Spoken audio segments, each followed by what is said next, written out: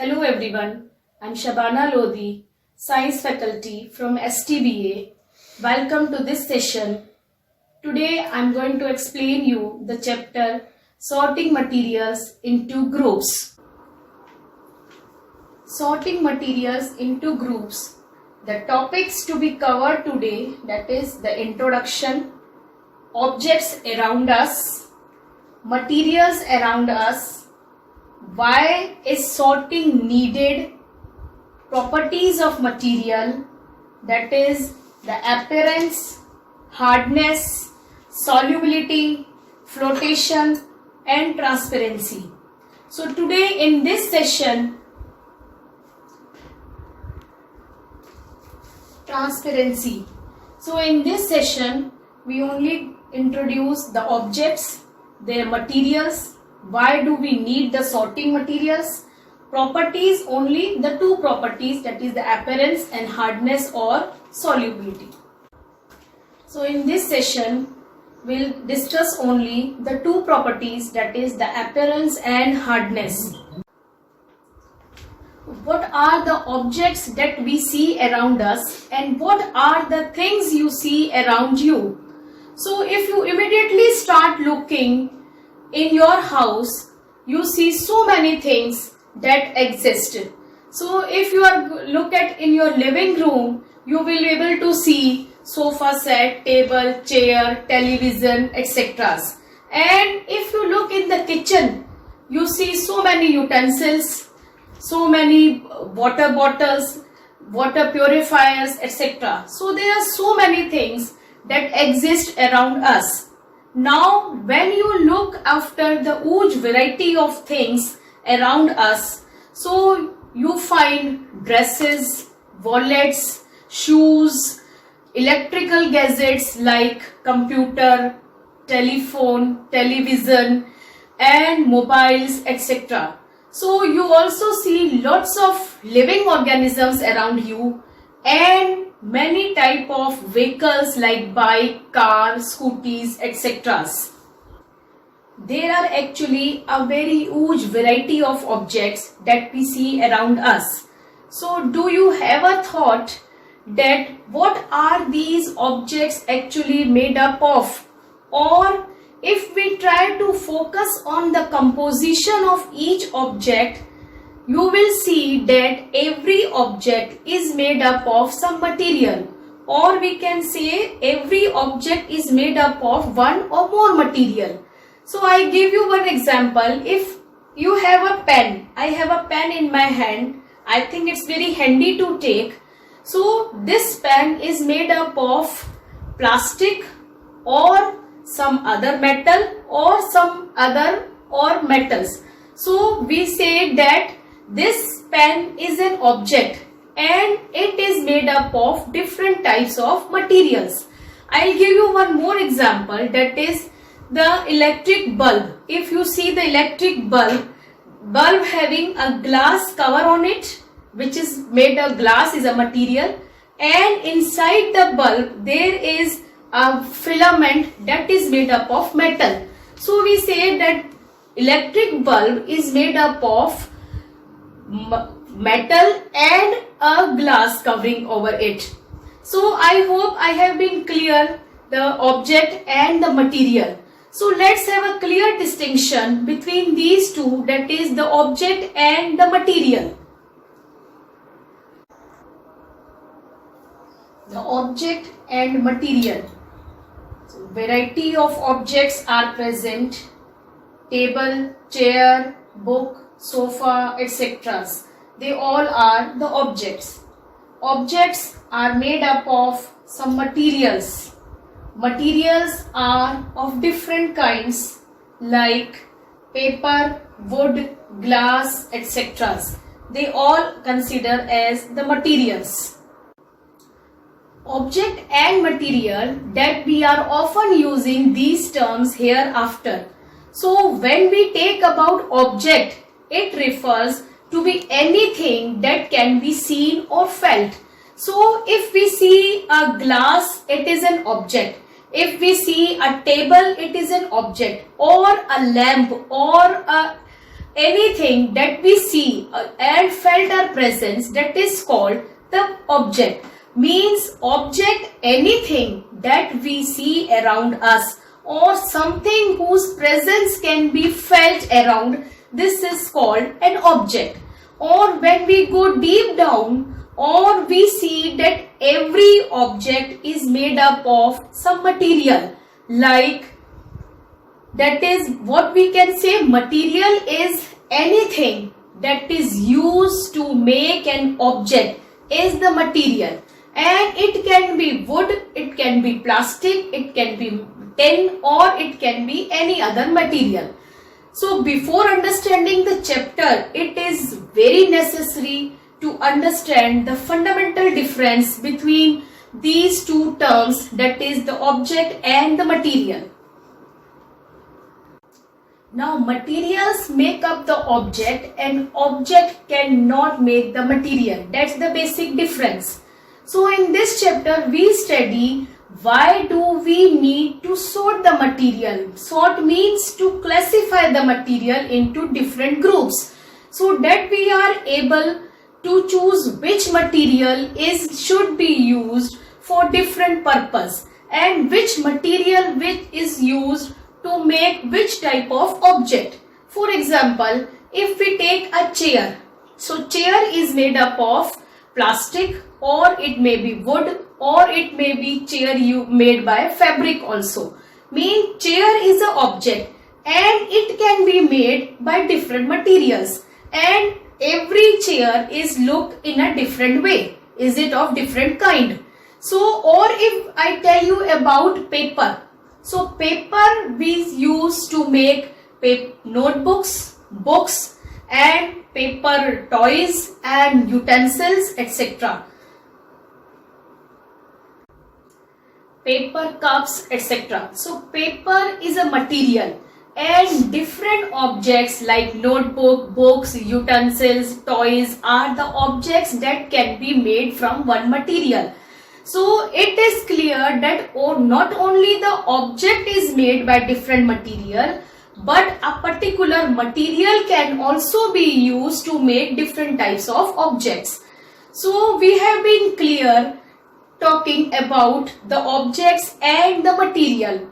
So from the beginning we are discussing about the object and material. So here is the question that let us say what that you want to say, that what suppose I'll give you one example, that you want to stitch your dress and you take a cloth as a material. So cloth may be cotton or satin or synthetic or some way. Satin or synthetic or some other fabric. Can you give me the answer why you shouldn't use the wood as your material for your dress? So can you stitch your dress with wood? No. Means we know what material we should take for what purpose. For our previous examples we see of paper as a material, why should we not take wood to make a material for the books or notebooks or by the toys and all? So what basis should be used? It decide that which material should be used to make a particular object. So this we study in this chapter. Why do we need to sorting the material or which material is taken for a particular object? Sorting material. So why do we need to sort out the material? And sort means to classify the materials into groups, and it's easy for study and to handle the materials properly according to their purpose. So groups are formed to sort out the materials.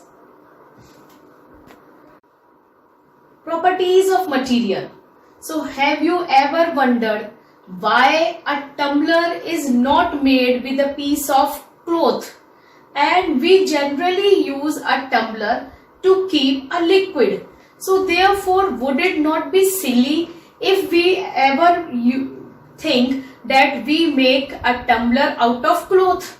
So what we need for a tumbler is a glass or a plastic, a metal or other such material that will hold water. So similarly, it would not be wise to use paper-like material for the cooking vessels. So we see then that if we choose a material to make an object depending on its properties and the purpose for which the object is to be used. So the first property, that is appearance. So materials look different from each other. Metals have shine or luster. Some lustrous metals are so many metals, that is gold, silver, copper, zinc, aluminium, magnesium, cobalt, nickel. They all are the lustrous metals. So the first property is the appearance. So materials usually look different from each other, means wood looks very different from iron and iron appears different from copper or aluminium. So at the same time, there may be some similarities between the iron, copper and aluminium that are not there in wood. So if we collect some small pieces of different materials like paper, cardboard, wood, copper wire, aluminium sheet, etc., do any of these appear shiny? Now we can separate the materials that shines. Some metals in their pure state, they shine or they have luster. So what is the luster? The shine or luster. Luster is nothing, only it means shines. So normally the metals are shiny. They have shiny surfaces, and that is the important reason why metals are used for jewelry like gold, silver. They are all used for jewelry because of their luster and their shine. So some of the metals that are lustrous are considered as gold, silver, copper, zinc, aluminium, magnesium, cobalt, nickel. They all are the metals that shows luster. If you look, all these metals, they are shiny or they have luster. So maybe gold having more luster than compared to iron.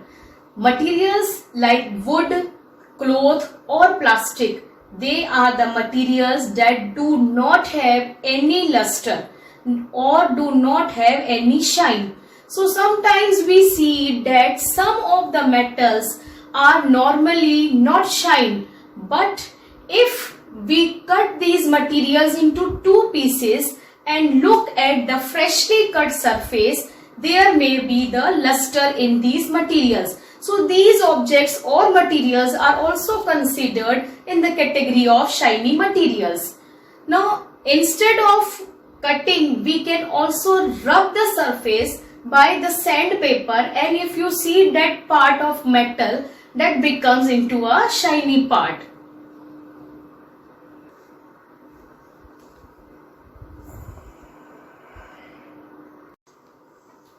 Hardness or the softness of material.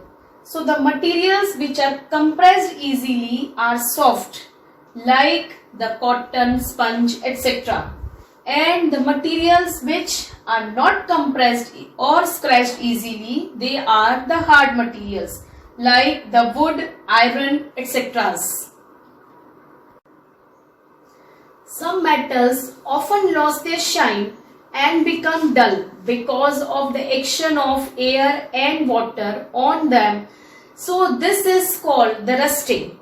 So we therefore notice that the freshly cut surfaces of the metals is very shiny, and the best example of this is iron. If you see the fresh material of iron, it is more lustrous than the old one.